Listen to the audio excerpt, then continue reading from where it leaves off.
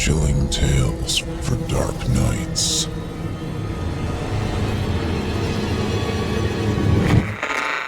Want to make sure you never miss a Chilling Tales for Dark Nights video again? Be sure to subscribe and hit that bell to turn on notifications.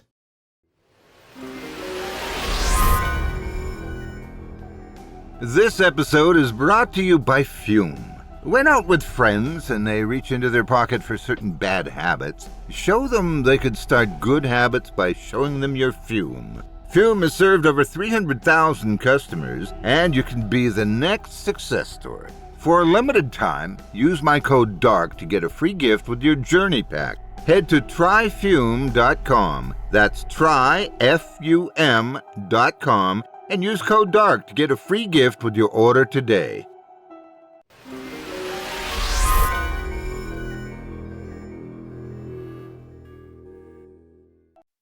The following program is a production of Chilling Entertainment and the creative team at Chilling Tales for Dark Nights, and a proud member of the Simply Scary Podcasts Network. Visit simplyscarypodcast.com to learn more about this and our other weekly storytelling programs. Thank you for listening, and enjoy the show.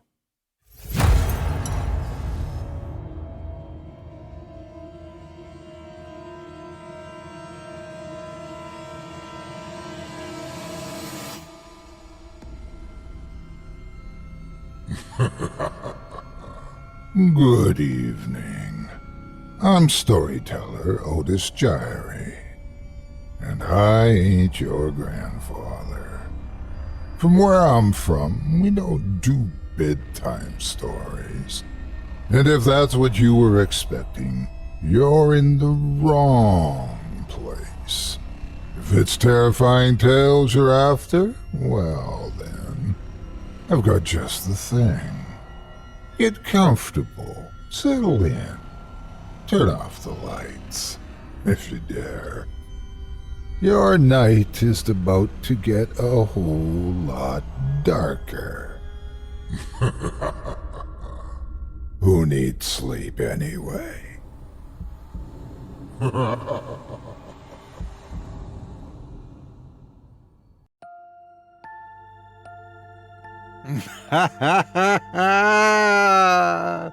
Good evening. You're listening to Scary Stories Told in the Dark. Welcome, dear listeners, to Season 15, Episode 21. I'm your host, Otis Jiry, and in this episode, I'll be performing 4 tales to terrify you, courtesy of authors Kyle Harrison, Hailey Henson, John C., and Seth Paul. Tonight, we will hear stories of dicey duplicates, ransacked ranches, insidious invitations, and perilous prisons. You're listening to the standard edition of tonight's program, which contains the first 3 spine-tingling stories. If you'd like to show your support and enjoy an extended version of this and other episodes with twice the terror, visit simplyscarypodcast.com and click Patrons in the upper menu to sign up today. Thank you for your support. Now it's time to take a walk together down the moonlit trail. So lock your doors, turn your lights down low, and settle in. The show is about to begin. What lives among us? Well, if something wasn't human, you'd know it right away, wouldn't you? I mean, it's in the very idea of it not being human. Unless, of course, it can look like anybody it needs to. Tonight, we deal with a variety of lookalikes, though what they want and how they go about it is very, very different. Kyle Harrison begins tonight with a fellow who's having a bad night. He just had a rough breakup and now his car's having problems. What's funny, though, is that his problems will only be getting worse from here. Without further ado, I present to you The Wrong Side of the Road.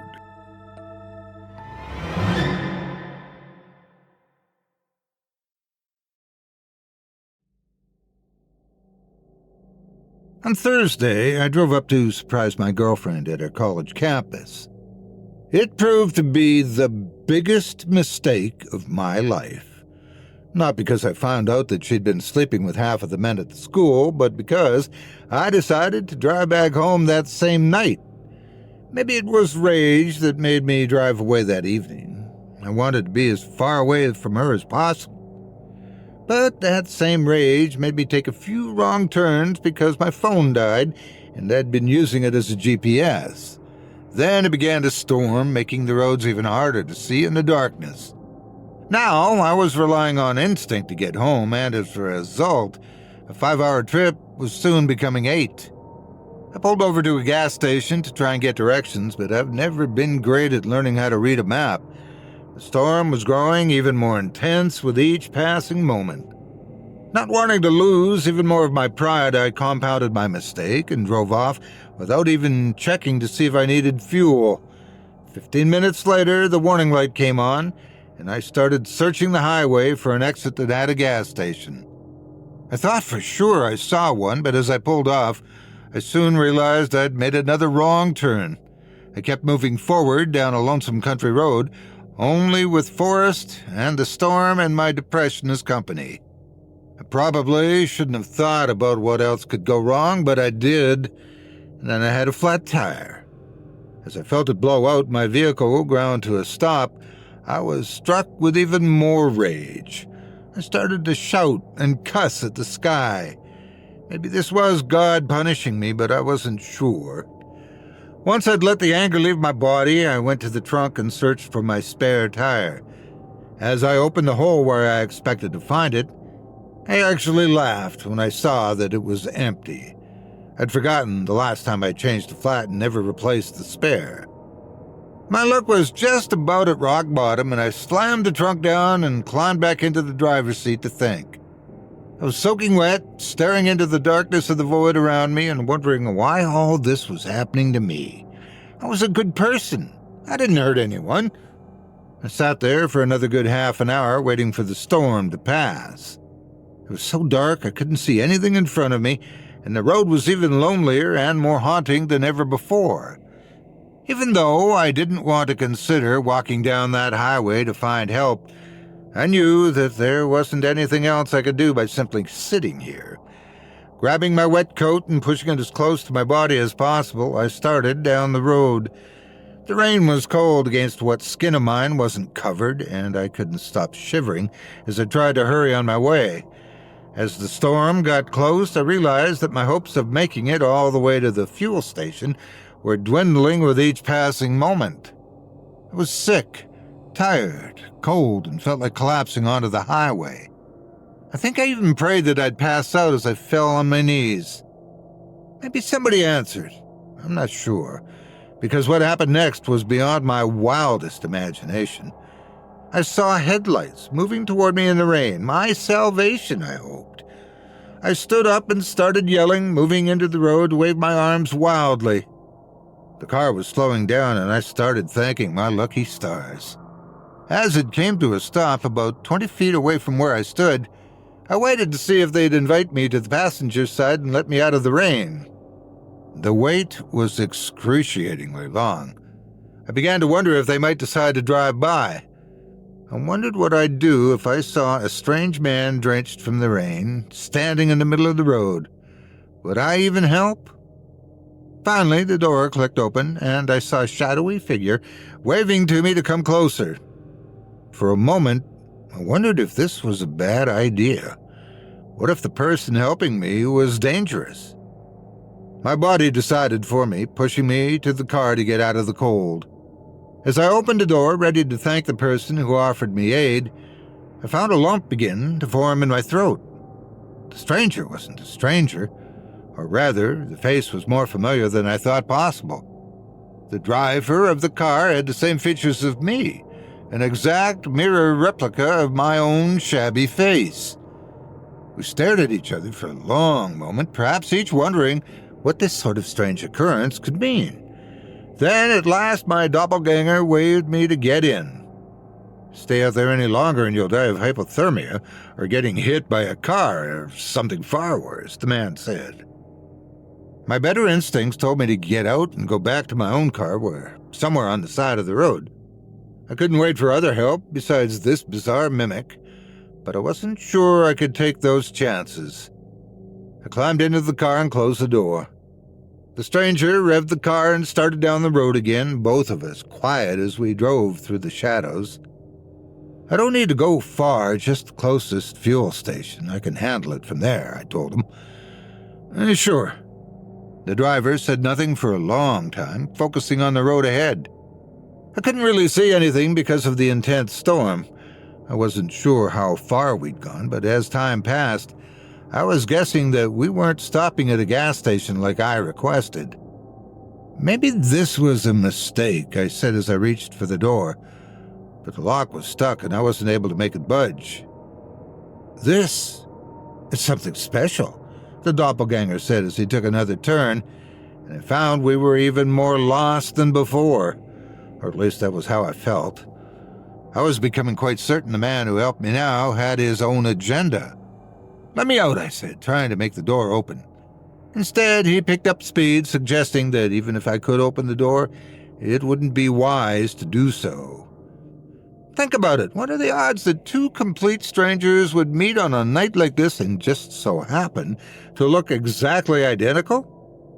"I'd say the chances of that are extremely unlikely," the replica said as he made the next turn. Someone or something connected us together. An unseen force. In fact, I'd be betting we might be more than just similar to each other. I think we are the same. He paused as he looked at me and asked, "Is your name Landon James?" "You expect me to believe that you are actually me, a twin or something?" I asked. My mouth dry as I noticed the storm had stopped, but I still couldn't see anything. An unnatural darkness had begun to creep over the road. "I'm willing to bet we have memories that intertwine but are slightly different. Somehow, our universes have melded tonight. I'm from a place very much like yours, let me guess. You went to your girlfriend's campus tonight," the doppelgangers asked. As outrageous as the notion was a moment ago, I was beginning to open up to this strange feeling that we were the same men, and I answered his question truthfully. But then I became stranded out here. The same did not happen to you, I guessed? I proposed to her. "We're due to get married this fall," the other me said, and pulled over to the side of the road, fully engaged in our conversation now. "The same didn't happen for you." "Yeah, more like the exact opposite," I admitted. He became silent for a moment and then asked that we compare incidents in our lives, defining moments that we knew we must have shared, like when we were children and our parents separated. That key memory remained the same, yet I soon discovered that he'd gone to live with our mother, whereas I was in custody of our father. These minute differences, I think, are what made our universes, our lives, so very different. For all intents and purposes, it would seem I am a better version of you, the replica told me. I didn't really want to stomach such a possibility, but it did require another question.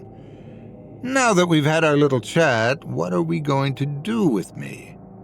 Clearly, the universe has decided to play a little game with us, and we have some fun. But I don't see how any of this is beneficial for either of us, I told him. "You don't? The potentials are unlimited. The choices that we made, they were supposed to define us, but clearly it would appear that they are, in fact, polar opposites of each other. I go left, you go right. That would mean we could change our lives under the right circumstances." I didn't say anything, not quite sure what my twin was saying. "My God, man, are you dense? I'm proposing we test our hypothesis. If I'm right and something terrible happens to me, then something good will happen to you in turn," he told me. "I'm not sure I like this idea," I admitted. He scowled as he looked toward the road. "You're thinking that I could hurt you very badly, and then I would ensure that my own life would not be in jeopardy. Is that it?" I didn't care to reply. It was clear that our thoughts were on the same track. It would be pointless to do anything where your life would be at risk. If you died, I'm honestly not sure what that would do to the cosmic scales. The universe might not even let us kill each other, the doppelganger laughed. "Is this amusing you? You run across your double and the first idea is murder?" I countered. "Tell me you weren't considering it. Lie to me if you have to. Based on everything that we know so far, it stands to reason that I'm right. We are mirrors of each other, reflections that will cast different shadows based on how the other moves. Now we've found each other. Perhaps we weren't meant to. Who can say? But we've been given a chance that I doubt very many others have, he insisted. Let me off at the gas station. I don't want any part of this, I told him as we approached an exit. Instead, he drove onward.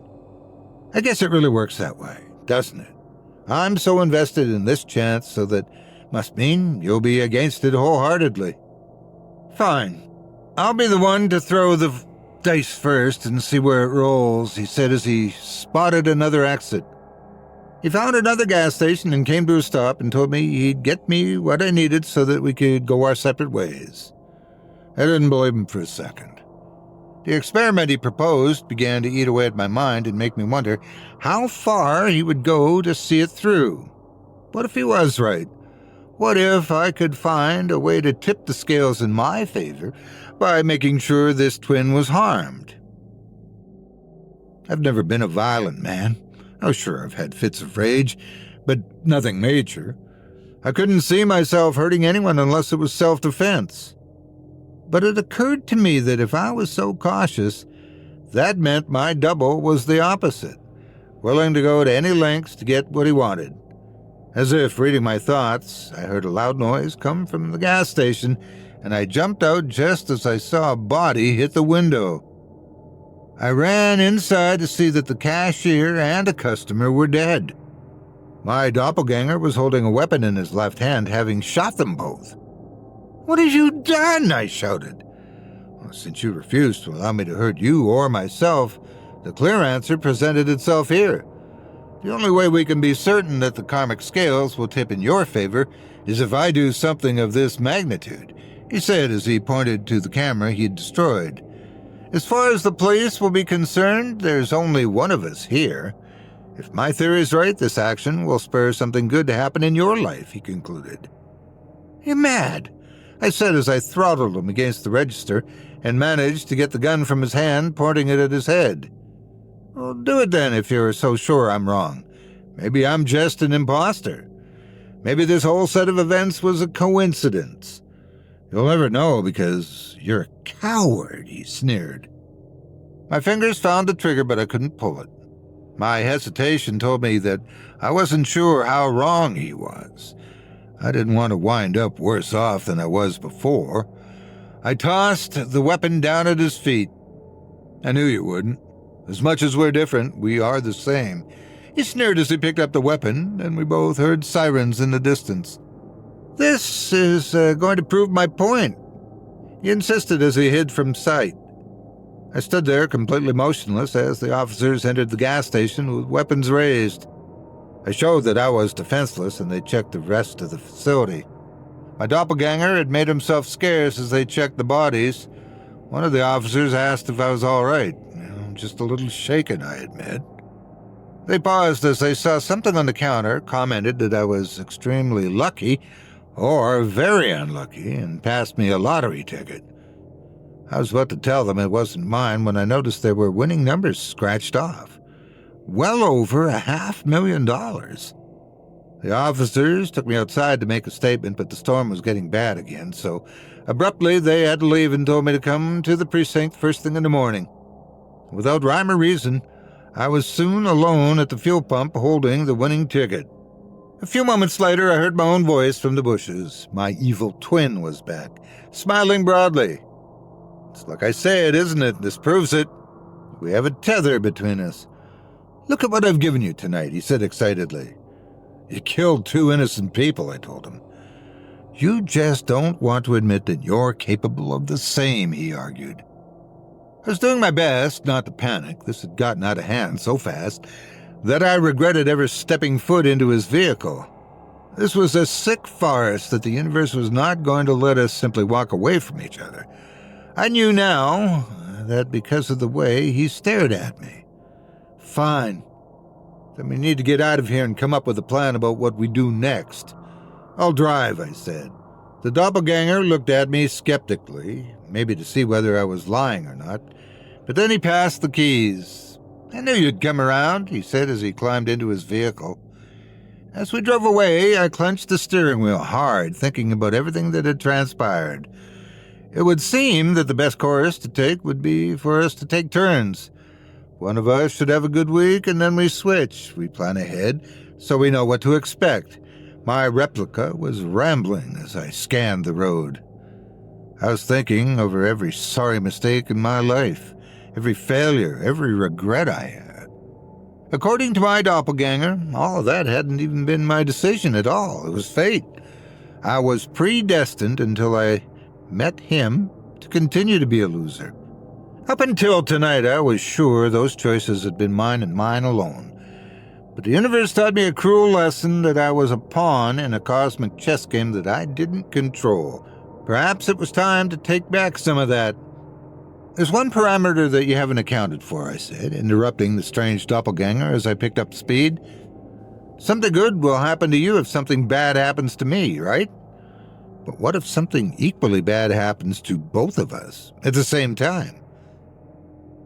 I was now nearing 90 miles an hour. Then I saw where I parked my car on the side of the road hours ago. Somehow I was here again. Before my doppelganger could even scream, I swerved the car toward the dormant vehicle and the two collided. Fire and smoke and glass hit me. The airbag deployed and I heard an alarm go off as pain and fear engulfed my body. When I woke, a paramedic vehicle had come across me, except I was on the ground next to my crumpled car. The other vehicle was nowhere in sight. I was bleeding out on the ground and I told the ambulance driver that there had been another car. "Sorry, bud, but if there was a hit and run, we can't do much about it. The way it's looking, though, whoever's got you is in bad shape. You both ain't got long," he explained as he showed me that my injuries meant I couldn't even stand up unless I wanted to have permanent spinal damage. It sounded like similar injuries had befallen my doppelganger who had attempted to flee. Now we were both on death's door. I thanked him, made a call to a few people that I loved, and they made me comfortable as I felt the rain hit my skin again.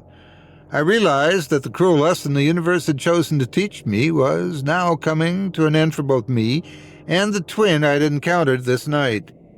We both had taken the wrong side of the road, and our meeting had only this one inevitable conclusion. If so, it could only mean that the only thing that was our undoing was ourselves.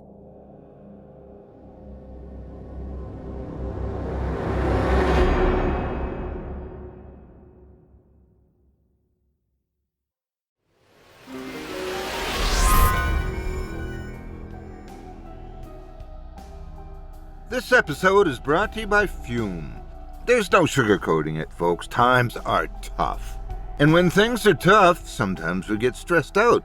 And when we get stressed out, we fall back into old habits we thought we weren't going to do anymore. I think you might know the one I'm talking about. It usually involves having to leave the house or the office, sit somewhere quiet and out of the way, maybe even in the cold, and get stressed out even more. Well, I have good news for you, and so do the good people at Fume. You see, there's an alternative out there for those tired of smoke and vapors clogging up their life. It's flavored air. In fact, not only is it a third option, it's quickly moving up to be the leading alternative. And I can't think of a better way to try it out than with Fume. See, Fume is good for everybody. No vapors, so it won't bother anyone around you. No batteries, so there's no charging. No sticky substitutes, just a refreshing taste like an herbal tea. It comes in a variety of flavors, like crisp mint and orange vanilla. And the Fume itself has dials, clickers, magnets, and other fun little things that not only can adjust your experience to your comfort, but also to keep your mind and fingers relaxed and focused. After all, in times like these, relaxation can be hard to come by. So why stress out? Why let the weight of the world keep you from getting into good habits? I say give Fume a try and give yourself the peace of mind you need to get through the day. Fume has served over 300,000 customers, and you can be the next success story. For a limited time, use my code DARK to get a free gift with your Journey Pack. Head to tryfume.com, that's tryfum.com, and use code DARK to get a free gift with your order today.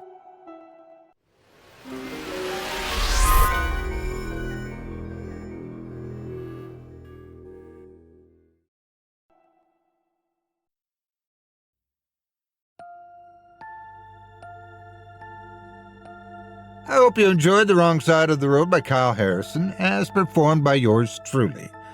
If you enjoyed that tale and would love to read more from tonight's very talented featured author, you can help support him by visiting simplyscarypodcast.com/Kyle-Harrison. That's simplyscarypodcast.com/KYLE-HARRISON. Thanks again for your support of this program and tonight's featured author. You know, when your life is going wrong, lots of people say you need to go and find yourself. I don't think that's what they mean, but you have to admit it did get results. Hailey Henson steps up next with a late-night phone call, a broken fence, and a question as to how many people are actually out there trying to fix it. At least, let's hope they are there to fix it. Without further ado, I present to you Voices from the Dark.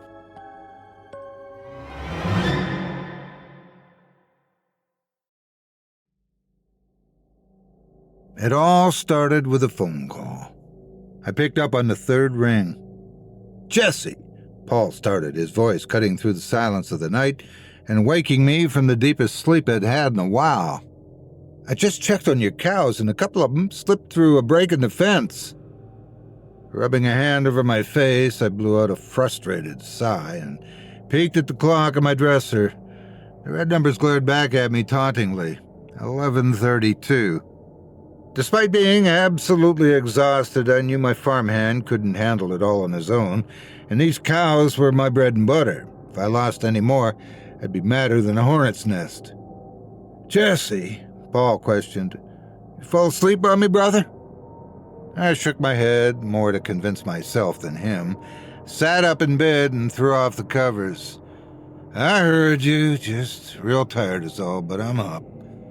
A crackle settled over the phone before I heard Paul clear his throat and say, "Yeah, they've gone over yonder to the tree line.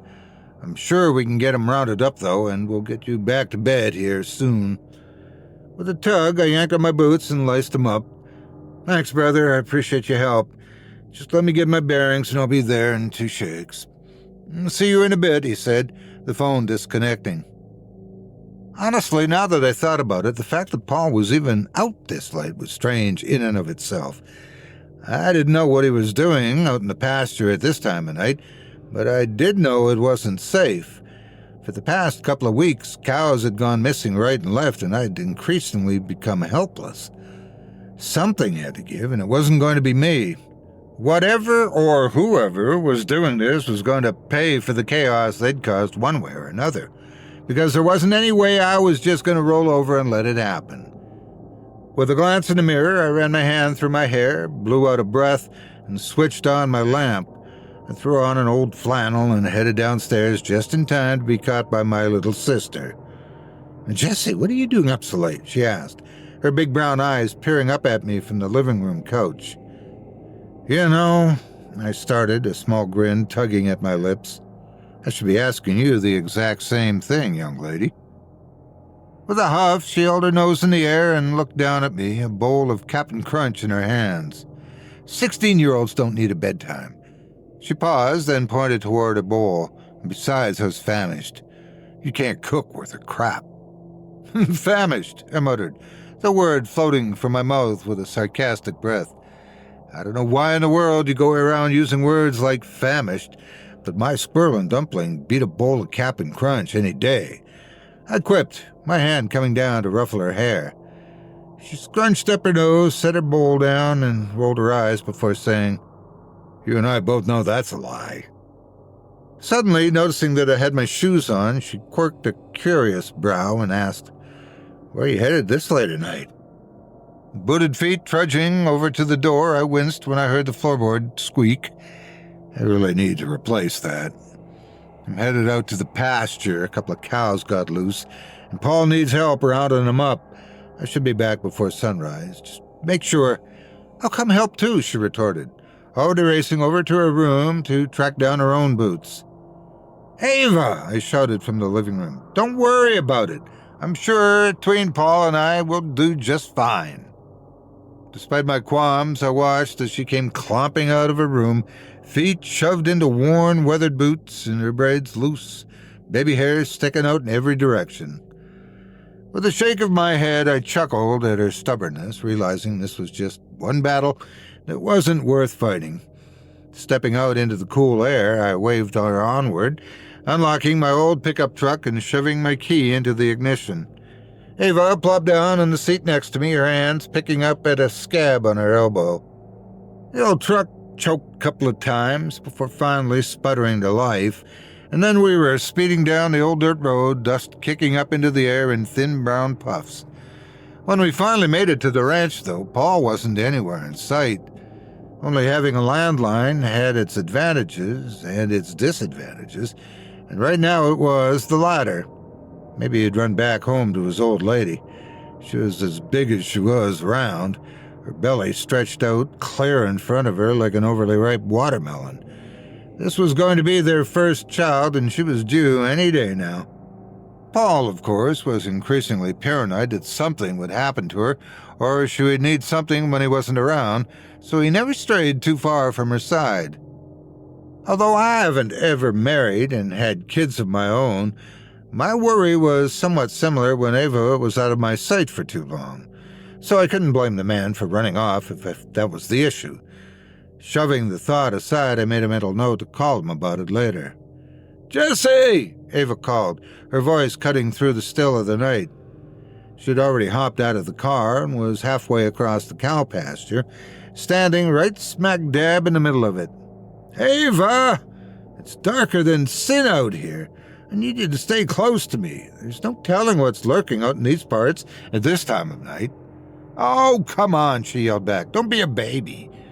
Even in the dark, I could sense her sass, her tongue sticking out at me rebelliously as I fought a losing battle to not step on the countless cow patties littering the pasture. Somehow, in my sleep-deprived state, I grabbed my nice boots instead of my crusted ones with mud, caked in who knows what else. "Ava, I'm serious," I warned. "I already have to look for these cows, and the last thing I need to be is looking for you." I paused, my voice stern but softened a little around the edges. "Listen, you came here to help, not hinder, you hear?" An exasperated sigh left her lips before she finally relented and shrugged her shoulders. "Fine, I'll stay close." I patted her shoulder and pointed her toward the few heifers that were grazing along the tree line. "Listen, the faster we work together to get this done, the faster you can get back home and eating your Cap'n Crunch." Strolling across the field with me, her steps fell in line with my own, 3 of hers for every one of mine. "It'll be soggy by then," she quipped. I punched her lightly on the shoulder, shooting her a grin. "I'll make it up to you by taking you to the Waffle House in town." Her eyes suddenly lit up at the offer before she grabbed my arm and practically dragged me along. "Deal," she said, a smile spreading across her features. A couple hours later, we both quickly realized that gathering the cows and mending the fence took a whole lot longer than we'd anticipated. Wiping some sweat from her brow, Ava suddenly glanced over towards me, and then back around at our surroundings before asking, "Do you hear that?" "I hear what?" I asked. "Cows mooing?" I nudged her shoulder playfully, then spoke up again. "Yeah, that's kind of what they do." She punched me in the side, narrowing her eyes, and said, "No, stupid. It sounds like a lady or something, like she's talking to someone." My eyes met hers, my face contorting into one of silent skepticism. "Ava, I don't hear a dang thing, besides the wind blowing through the trees and those cows mooing way over yonder. Now help me pack up my toolbox so we can get the heck out of Dodge before you scare yourself even more." With a huff, she helped me load everything back into the toolbox before she stopped again. I eyed her, stopping what I was doing and folding my arms over my chest. "What is it this time? I questioned, my brows raised expectantly. "There's no way you didn't hear that," she exclaimed, her movements animated as her hands flew up to express her concern. This time, it sounded real deep and gruff, kind of like a man was talking. I brushed it off, pressing the toolbox closed and picking it up before turning to her and saying, "I think your imagination's just going a little haywire." Peeking a glance at my watch, I internally cringed when I noticed that it was about 2 o'clock. As I took a couple of steps across the pasture, though, I noticed that suddenly the night noises came to a standstill. I stopped in my tracks, looking over at Ava and noticing her do the same. This time I felt a strange tension in the air. The pasture's normal harmony of moos was suddenly quiet. The crickets from before had even died down, their music fading into odd silence. It became very apparent that we were all alone, and something about that felt terribly uncomfortable. By the time we'd mended the fence, the cows had wandered far across the field, deciding to hunker down under some trees for the night. Fog crept over the lush grass, coating the pasture in an almost ethereal haze. Something about it was eerie, and it made me just uneasy enough to kick myself for forgetting to grab my gun off of my nightstand. "Jesse," Ava whispered, breaking me from my silent observation, her voice slightly wavering. I turned on my heel to face her, my eyes taking in her worried expression, her own eyes as wide as saucers. "Ava, what's over there?" She pointed, cutting me off, her fingers shaking like a leaf. Following her trajectory, I stilled, every hair in my arm stood on end, when my eyes connected with 2 more near the tree line. Ava looked like a deer caught in the headlights, her own arm sprinkled with goosebumps. The eyes glowed hauntingly, a sinister smirk fixing itself to the creature's face, a smile way too wide to be human, except for the fact that it appeared as if, in some strange way, it was. Despite this thing being shrouded in darkness, there was no mistaking the outline of a human-like form. I wrapped my hand around Ava's arm fast as lightning and began to hurry the both of us out of the field. "Ava," I whispered, "you've got to move faster. Come on, we've got to help me." My legs made quick strides across the pasture, but Ava was still struggling to keep up. I made a quick decision, grabbing her up and throwing her over my shoulder before jogging towards the truck.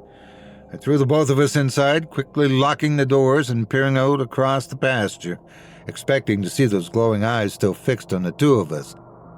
Except there was nothing.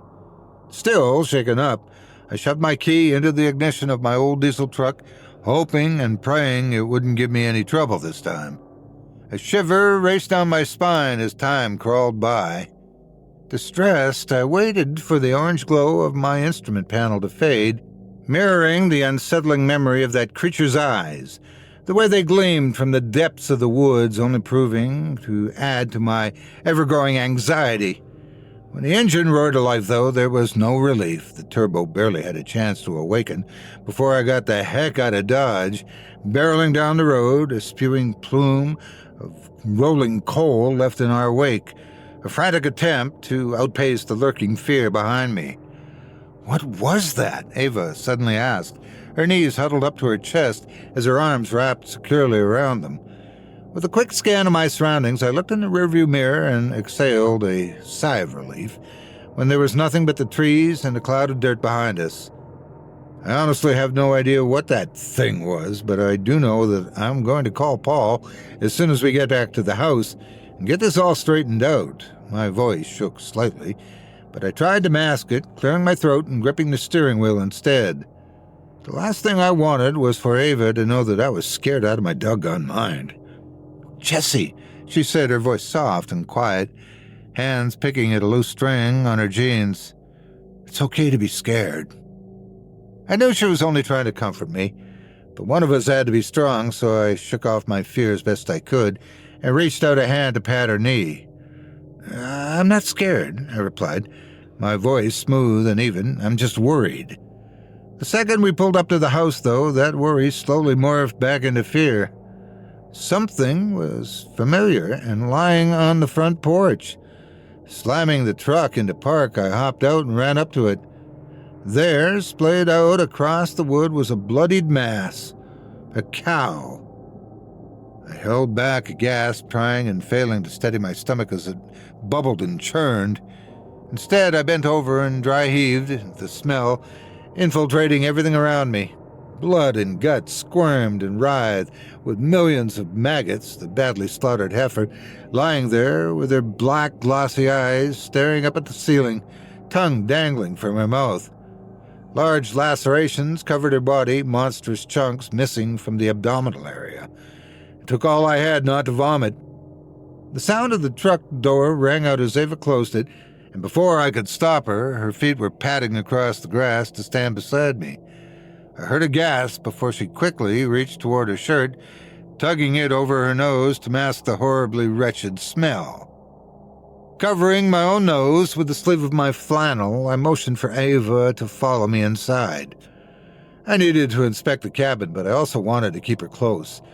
Together, the both of us carefully moved throughout each room until we were satisfied we were safe.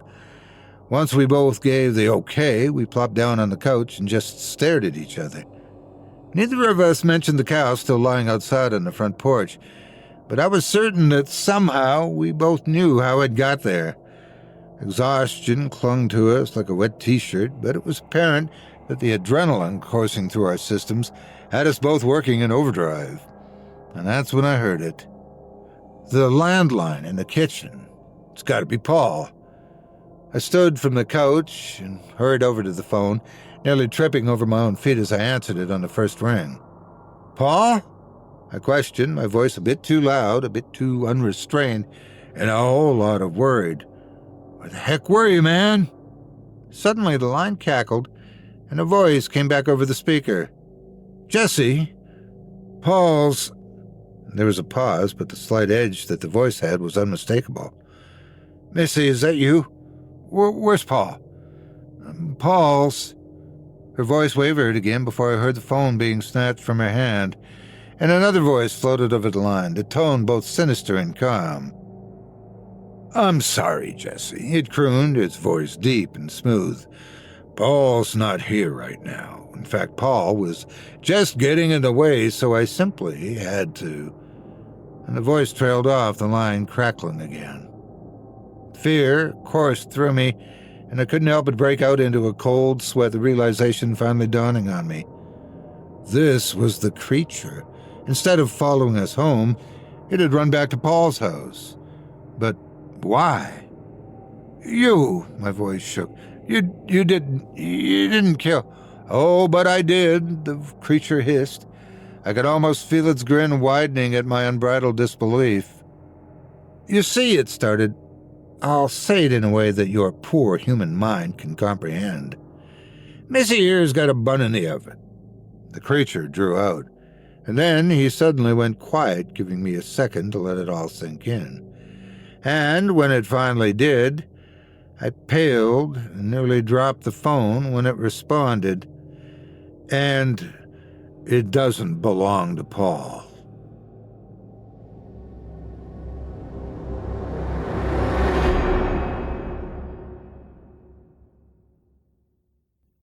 Greetings, horror lovers. This is Otis Jiry, host of the Scary Stories Told in the Dark podcast, and a proud longtime contributor to Chilling Entertainment.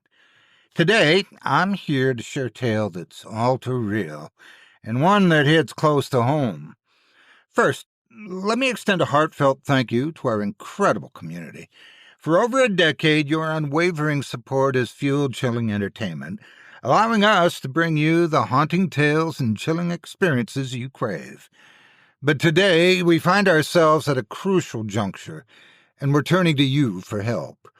Our founder, Groshek, has faced an incredibly challenging personal journey over the past few years. These personal trials, combined with a financial strain that has impacted many in our industry, have put Chilling Entertainment in a tough spot. Despite these challenges, Craig's dedication to the Chilling Entertainment family, our writers, voice actors, sound designers, and all the behind-the-scenes talent, remains as strong as ever. However, The reality is that we need your help to ensure the company doesn't just survive, but continues to thrive. We've launched a GoFundMe campaign with the goal of raising $10,000. While this amount is a fraction of what's truly needed to recover fully, it's a crucial and critical first step in addressing our most urgent needs, including paying off debts and keeping our talented team fairly compensated. Here's how your support can make a difference. Settling immediate debts. Ensuring that our dedicated contributors receive their well-deserved payments despite unexpected financial setbacks. Upgrading our tools. Investing in new equipment and software to maintain the high-quality content you expect from us. Bringing new projects to life. Funding projects that have been sidelined due to budget constraints, allowing us to continue innovating. Attracting top talent. Securing the best writers, voice actors, and creators in the industry to keep our content fresh and engaging. Developing a new app. Enhancing your experience with a more user-friendly platform for our content. Without your support, we face the risk of having to cut back on pay, losing some of our incredible talent, and potentially seeing a decline in the quality and frequency of the content you love. Some of our most beloved shows could be at risk of temporarily or even permanently being canceled. You can help make an even bigger difference by sharing our campaign on social media and spreading the word to other horror fans. Every donation, no matter the size, and every share brings us one step closer to securing the future of Chilling Entertainment. Together, we can ensure that Chilling Entertainment continues to be your go-to source for spine-chilling stories and unforgettable scares. Please consider donating today. Your support means the world to us, and with your help, we'll keep the darkness alive for many more years to come. Please, donate now on GoFundMe. To make finding our GoFundMe easier, we've set up a shortened URL. To donate today, visit helpchilling.org. That's help, H-E-L-P, chilling, CHILLING.org to help us today. Thank you again for your support.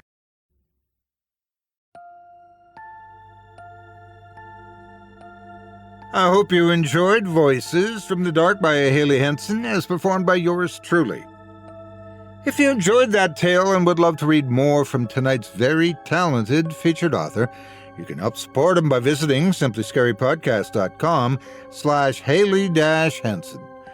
That's simplyscarypodcast.com/HAILEY-HENSON. Thanks again for your support of this program and tonight's featured author. Oh dear. Well, I can certainly say I won't be attending their reveal party. Not that I'm afraid the baby would pop out and devour the people there, but more that I just don't get involved with those things. If anything, it gives me the creeps. It's reveal parties. Our next tale is about 4 friends getting together after a long time apart for a little relaxation, suds, food, and for one of them to discuss his latest vacation. I think you'll enjoy it. It's a real killer. Without further ado, I present to you Haven't Seen You.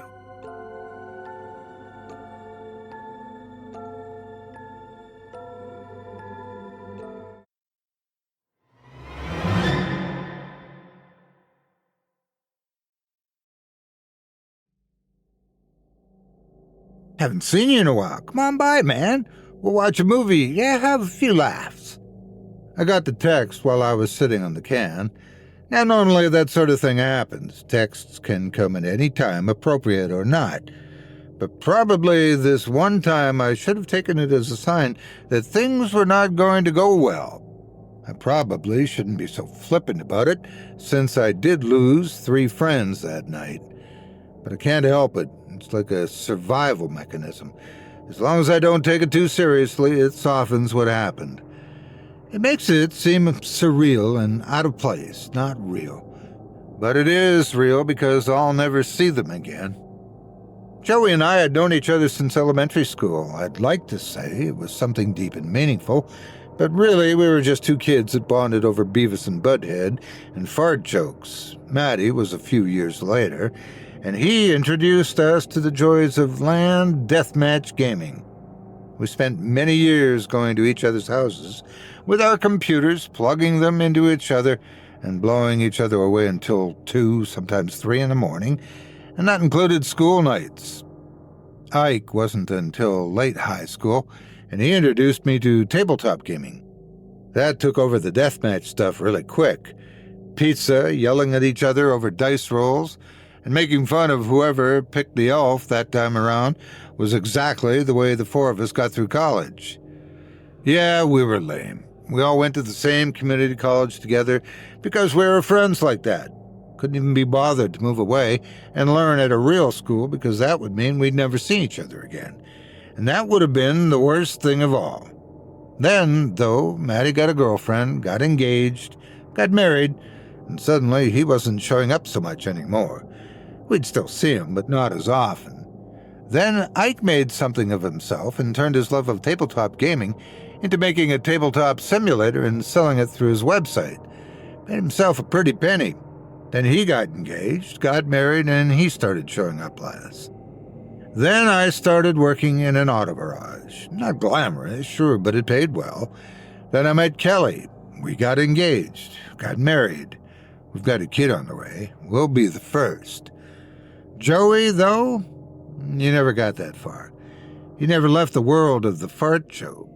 He got a basement apartment, started doing game streaming once YouTube started up, but never got popular. He still worked part-time and never seemed to be able to pay his bills, but I stayed in touch. But then there was radio silence. The last text I got from him before then was that he'd managed to save up some cash at long last, and he was taking a trip overseas. I asked him where. Spain? No. England? No. Japan? Again, no. Antarctica? No, but that one he claimed made him laugh. Tunguska. I'd asked him what the hell that was. It was somewhere in Russia. The Tunguska River area where it was over 100 years ago a meteor or comet exploded before it hit the ground. At least that's what everyone said it was. Trees flattened for miles. If it had hit anywhere else in the world, he said, we'd be looking at cities being wiped off the map. I shook my head. Now, this was before Russia was such a hotspot, so I didn't exactly dissuade him on that front. But of all the places in the world that were loaded with weird science stories, why he wanted to visit a frozen piece of Russian wilderness that probably returned back to normal after all those years didn't make sense to me. He said he was looking into it, and some of the websites he'd visited said there had been weird events that took place around there. He sent me the links. I looked them up. Every single one of them had graphics left over from the GeoCities era, and they were all crazy. Run-in sentences, serpent lords ruling over the universe, magnet shavings, and coffee to make us all more attuned to the magnetic fields of the Earth. Latex helmets to prevent thoughts being read, which were somehow better than tinfoil. These were absolute nut jobs, and everything they said to say was easily disproven. I asked him why he'd ever want to go, especially if this was the first and likely only vacation he could go on. Because no one ever thinks to go there, and it's a weird story. I figure even if it's boring, it'll be something nobody else would talk about. Plus, maybe I'll go see that burning crater thing if it's close, or see if I can find the old pit to hell thing. He did have me there. Absolutely no one else I know would ever think of going to the middle of nowhere. I didn't have the heart to tell him, though, that the pit to hell story was a total hoax, and that burning gas crater was a whole country over. But hey, he was a grown-ass man, and he'd figure it out. And there was no convincing him not to go. He'd already got his mind set. Months went by, and he didn't even send me pictures. I was beginning to get worried. Maybe he had been captured by some Soviets that were still hiding out in the woods, unwilling to accept defeat. But then he texted me while I was sitting on the crapper. Nothing about his trip, nothing about where he'd been for months, just asking to get together for a movie night. I asked him how he'd been, and all he responded with was, "Well, Maddie and Ike are going to be there too, just like old times." Maddie and Ike? He got them to come over too? And maybe he really did have a story to tell about the trip. We all got to his house at roughly the same time, which was amazing for the three of us. It never worked out that way. He answered the door and greeted us all warmly and asked if we wanted anything to drink before letting us come in. His basement apartment was about the same as it always was, though maybe slightly less cluttered with collectibles. I wonder if he sold off a few in order to make his trip. I wasn't thirsty, but Maddie asked for a beer and Ike a soda. Ike had been a little more sober after he stumbled out in front of a car after a night of drinking. He wasn't hurt, but it was a bit of a wake-up call. We sat down on his old brown couch, smelling dust and launching up off the cushions as we did. A pizza was ordered, and we all settled in to watch something. As the opening credits started, I asked Joey how his trip went. "Oh, yeah, crazy. Turns out that it's a big forest in the middle of nowhere. They have a little museum thing, but that's about it. A lot of little caves, though, so I spent a lot of time looking around those." I nodded. "So no reptilians, no secret alien crash sites? Just a lot of nothing?" Joey laughed, very loudly and abruptly. It seemed uncalled for. "Ha ha ha! No, nothing like that. Nothing at all.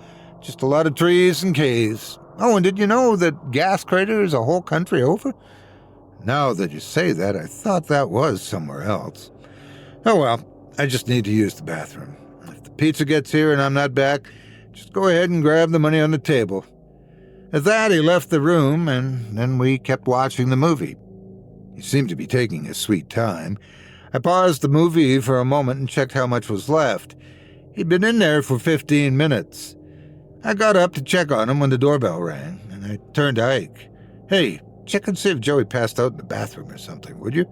I'll get the pizza." Ike nodded, and I went to get the money. I paid the pizza guy, who seemed less than impressed with his tip, so I added on a few bucks of my own, and took it back to the table. I saw Maddie still on the couch, so I grabbed a slice, got him one, and went back to the couch.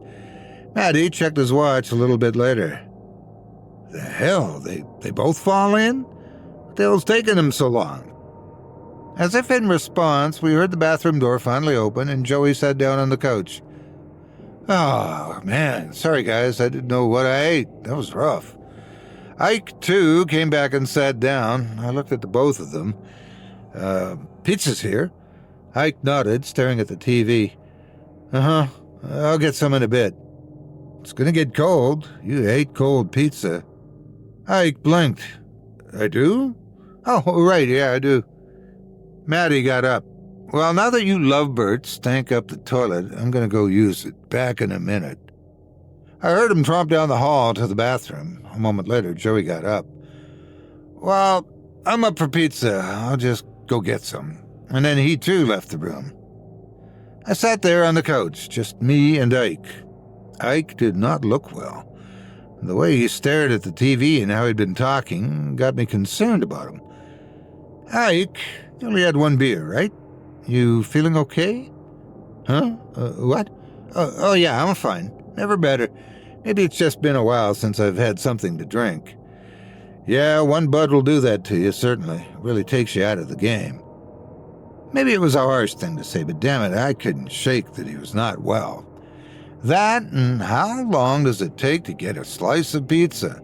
Joey should have been back by now. It wasn't that big in an apartment. Nobody could have gotten lost. "Hey, Kris, how's life treating you?" "Me?"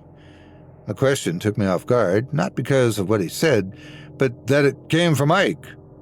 Ike was never somebody who cared about your day or what was going on. Whenever we got together, it was more about what game books had come out lately. Good. Me and Kelly are doing great. Kid's on the way." "Oh, yeah, that's right, a kid." He shuffled a bit. "Ever wonder what life would be like if we hadn't gone our separate ways? If we'd, just been more together? Just a couple of guys doing our own thing? Well, maybe back in my 20s, yes, but not now. You don't think it would have been great? Ike, what the hell are you talking about? Ike leaned a little closer. I really think it was a good idea if we just got to be closer. Got to know each other better. I miss those days. I backed away on the couch. Yeah, they were fun, but life goes on, you know? Does it? Does it have to? At this, Ike wrapped his hand around my arm. I know you all know what this phrase means, but I didn't mean it that way this time. His hand literally wrapped around my arm, like a snake coiling around a hamster. It felt like rubber, squeaking, shiny, utterly inhuman. I looked at Ike, and his face was warping, twisting, his jaw dropping open even further and further, until it was almost level with the couch cushions.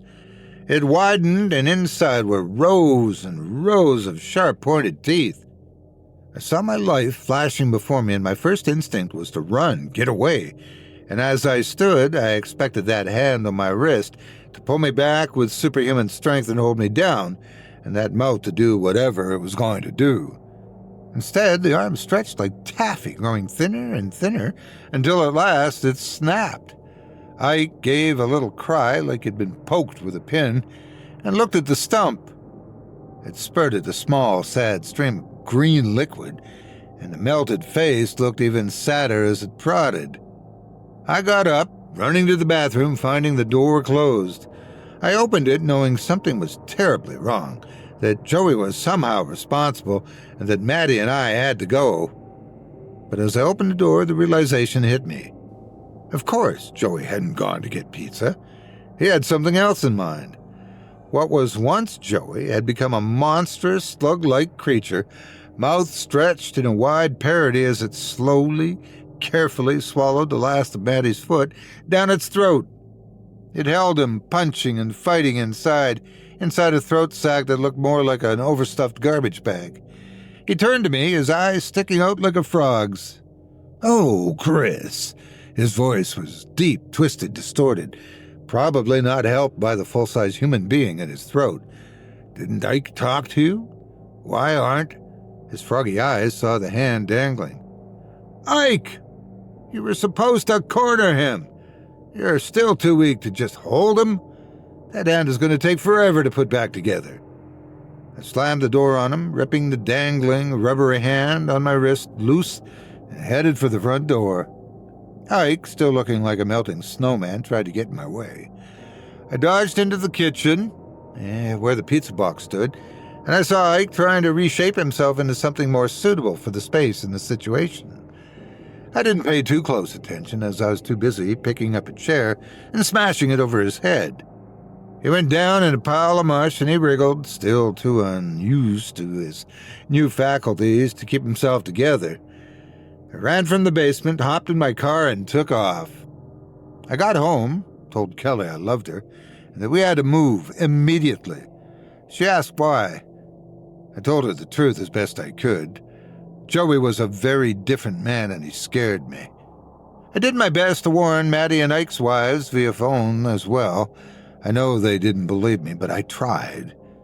Kelly and I are as safe as we can be at the moment. We did get a new house, but despite Kelly wanting me to officially put a restraining order on Joey and bring him to court, I refused. I don't want what he is now to find me in any way, shape, or form. I don't know what he really found in Tunguska, but something there had to have done that to him. He kept mentioning caves. Did something alien land in them? Was it really maybe some underground creature that he stumbled across? All I know is he isn't the same guy I've known for all these years, though something in him still remembers. What Ike was saying on that couch, but wanting us to be together, whether it was the person, but they're changed, or whatever it is just steals their memories, they know enough to try and lure you in. Maybe make you some kind of hive mind, where they all talk to each other. I don't want that. I never want that. But I know they are still dangerous. After all, they all keep texting me still. Joey, Ike, Maddie, and their wives, and they keep asking about us. And the message is always the same. Come on by. We haven't seen you in a while.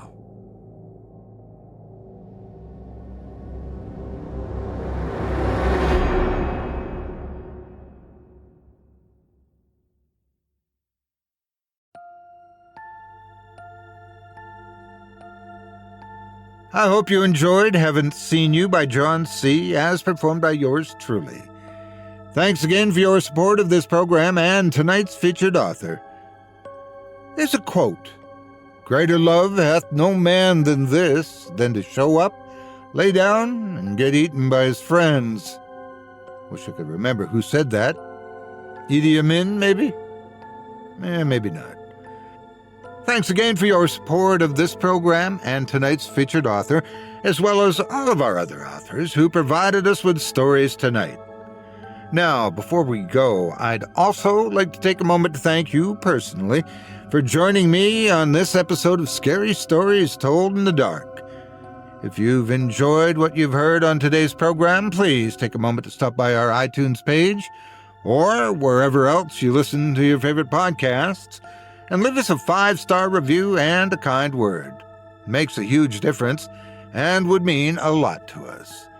If you'd like to hear a premium extended edition of tonight's and all of our other episodes featuring twice the terror, visit simplyscarypodcast.com today and click the Patrons link in the menu at the top of the screen. You'll find yourself at chillingtalesfordarknights.com, where you can purchase season passes for this podcast and our other storytelling programs.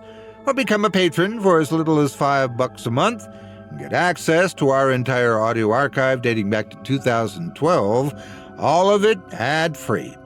If you happen to use Facebook, Twitter, Instagram, or YouTube, you can follow and subscribe to Chilling Tales for Dark Nights there, where you'll get all of our latest updates and new releases and have the chance to interact with us each and every week.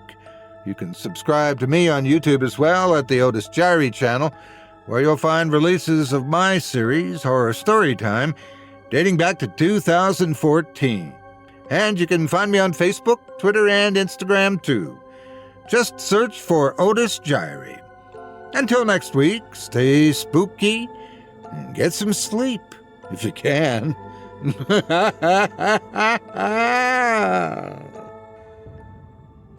Thanks for listening.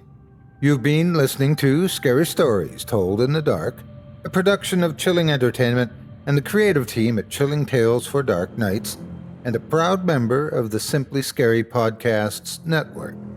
Visit simplyscarypodcast.com today to learn more about our network and our other amazing storytelling programs.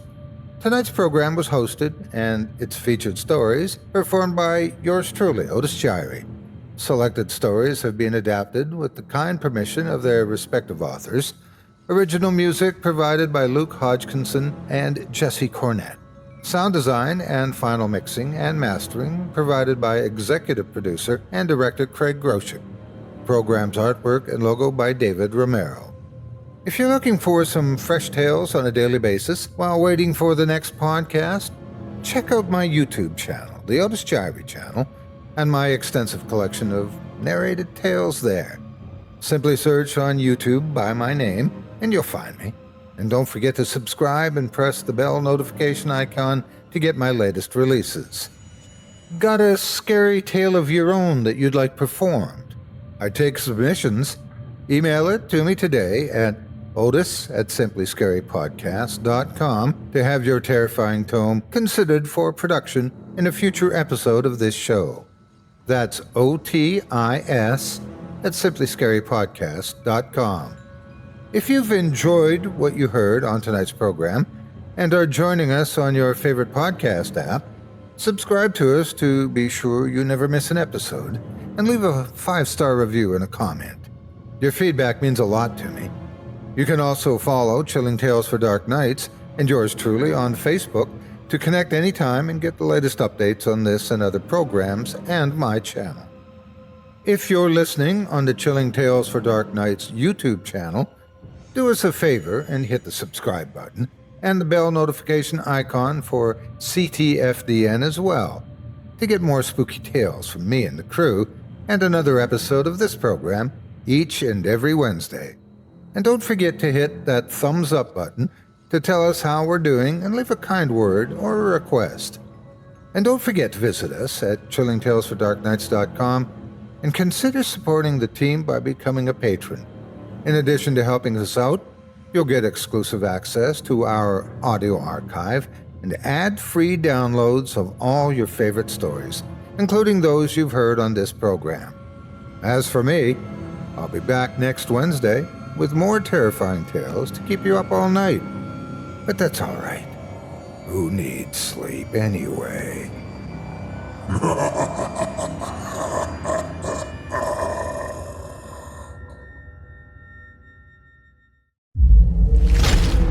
Chilling Tales for Dark Nights.